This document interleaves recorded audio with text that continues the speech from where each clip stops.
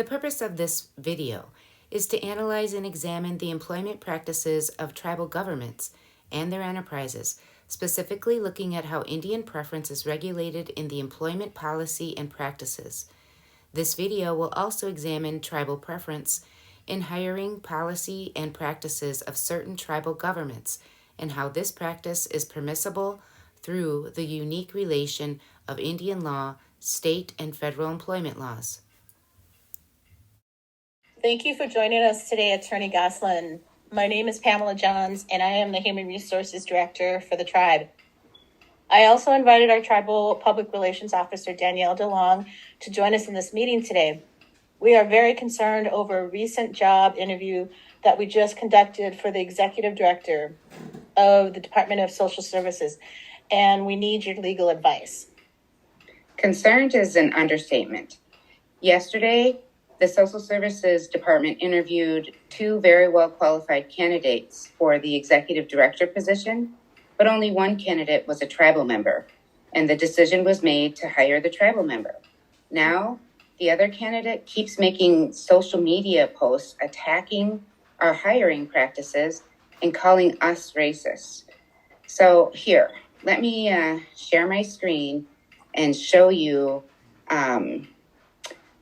what she's posted on social media.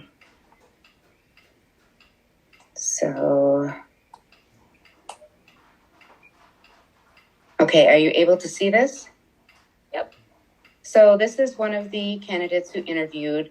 Her name is Karen Sucha, and here is the post that she posted. It says, "Oh my God," or OMG, "I'm so angry. I know I rocked my interview with the tribe and they did not choose to hire me. Angry face, angry face. Just heard they hired a tribal member instead. Talk about racism. Cry face." So I just wanted to share that so that you can see. And what's even worse typically is the comment areas. So many people are commenting, and we just wanted to get your advice on this. We called you so that you can help us to avoid any legal action or potential litigation over this matter. We would also like you to explain to us the legalities behind our tribal and Indian preference hiring practices so we can be clear actually on the law and how we have the legal right to hire based on special treatment.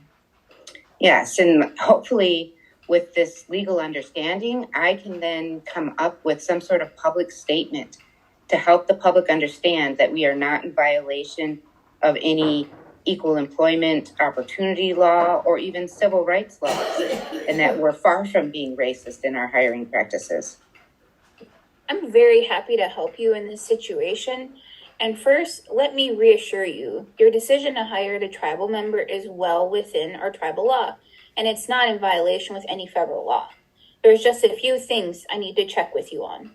In regards to our Ho-Chunk Nation Employee Relations Act, it reads, when the Ho-Chunk Nation is the employer providing funding, it shall give preference and equal employment opportunity, first to Ho-Chunk members, then to the child of an enrolled Ho-Chunk member, spouse, or parent, and then to other Native Americans, provided that minimum necessity qualification is met. So I have a question for you. Is the Executive Director of Social Services a tribally funded position?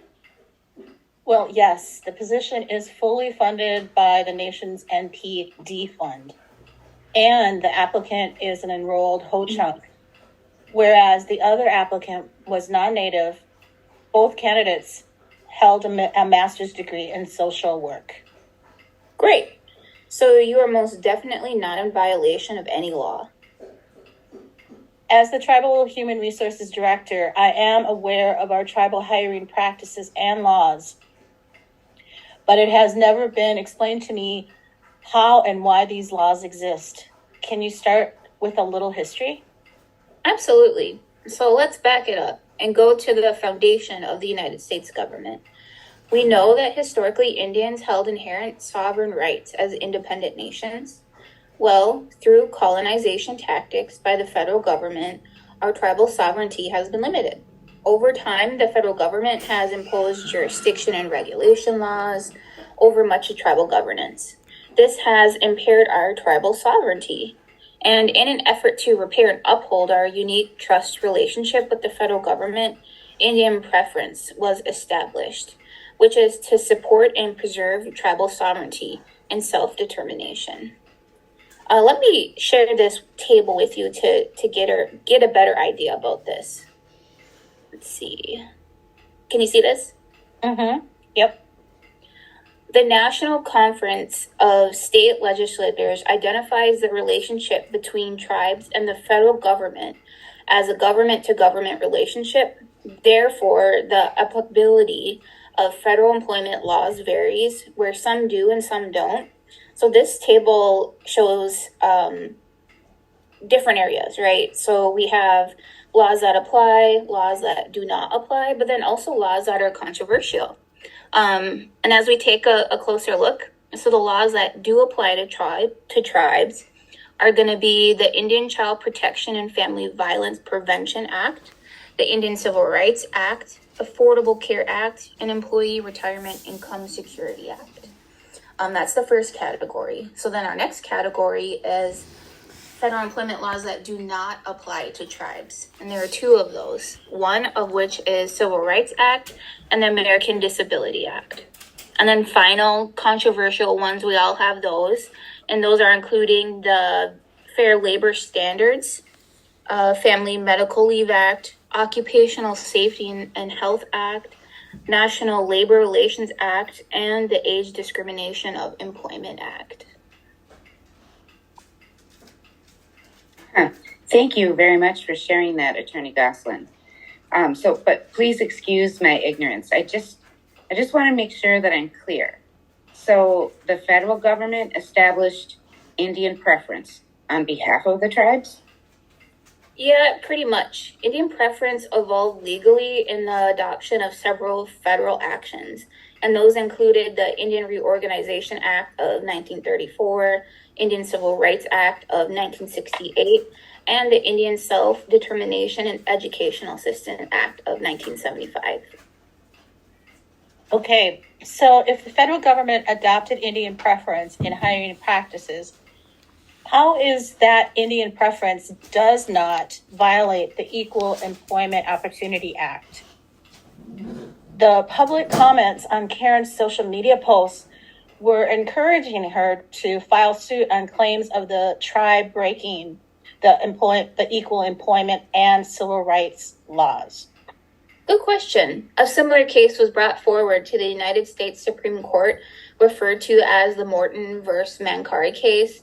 In this case, Mancari believed the Indian preference hiring practice was a violation of the Equal Employment Opportunity Act.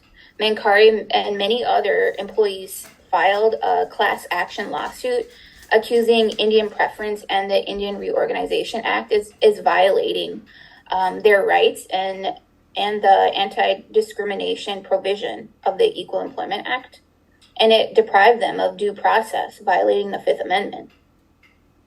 We can't have anything nice. Well, at least the Supreme Court found in favor of Indian preference. Agreed. In my years as the Human Resource Director, I have personally hired hundreds of tribal members. I can see firsthand how Indian preference is rationally designated to promote tribal self-government and sovereignty. It's important to note that Indian preference does not constitute racial discrimination or even racial preference, but it is an employment criterion designed to promote tribal self-government and for tribal enterprises to be responsive in the need of its tribal members. Right? Tribal members know what our tribe needs more than anyone else. And those tribal applicants who are qualified for any tribal position should be hired in that position. I think Karen is just being a Karen. So I'm aware that the Employee Relations Act also allows for due process. It states an employee or job applicant who applied for an employment action and was denied the employment action and who believes they were not provided preference pursuant to Section 22-2-4 may seek an administrative review of the employer's decision. However, this candidate is non-native, so Karen has no appeal process in this situation. Correct, Pam. The Prairie Band of the Potawatomi Nation in Kansas follow the same laws and procedures. We are not alone in our tribal and native hiring practices.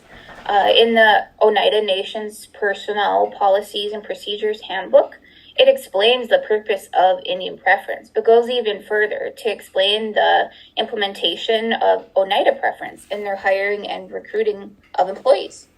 It says, the Oneida Nation exists to serve the needs of the Oneida people and therefore accords Oneida preference to enrolled Oneida Nation members, such as preference is not otherwise prohibited.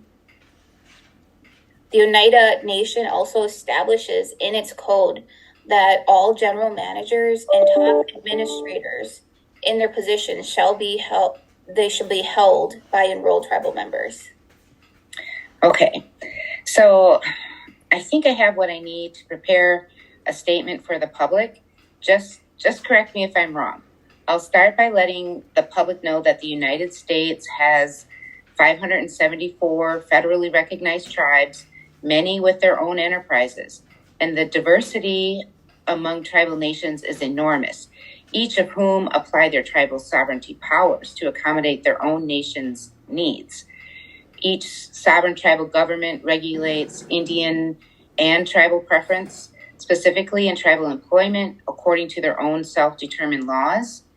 Tribal employment is complex because of the relationship between federal, state, and tribal governments. Tribal regulations often intersect with federal and state policies, not by choice, but by force.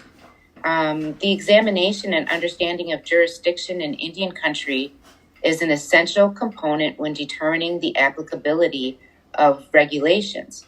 So the Oneida Nation, Ho-Chunk Nation, and Prairie Band Potawatomi each address tribal preference and Indian preference in their employee handbooks as an essential tool that the prospective tribe uses to strengthen their self-determination.